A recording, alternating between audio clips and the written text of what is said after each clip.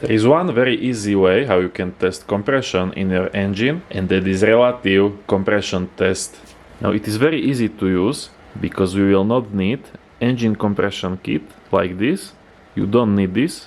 Only thing you need is some oscilloscope. It might be even the cheapest one-channel oscilloscope.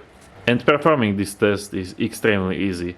Only thing you have to do is disable fuel pump. So you will have to take out fuel pump fuse. This is most easiest way to prevent car to start. Make sure you have good battery because you will be cranking. And then just connect your oscilloscope to positive and negative terminals on your battery, and that's it. Now using oscilloscope settings I will list out in description, so go check out these settings. They will show you how to set up your oscilloscope to measure this. And now only thing left to do is just start cranking for a few seconds.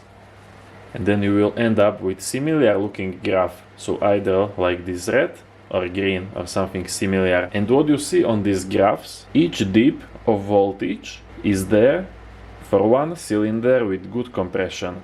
So if your compression is good, this is example for a 4-cylinder engine. So check this out. Cylinder number 1 good, cylinder number 2 good, cylinder number 3 good, and this would be one cylinder that doesn't have compression. There is no dip. Here is example how that looks like on real car. And now how I do that is I just removed spark plug from good engine cylinder to demonstrate no compression inside one of the cylinders.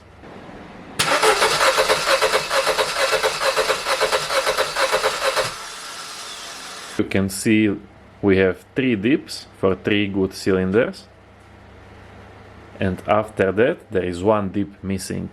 Now if I put my spark plug back and try it one more time, you will get similar looking graph. So you will get dip, dip, dip, dip, dip.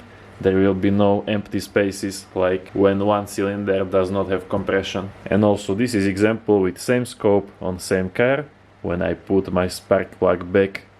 So this is how it looks like.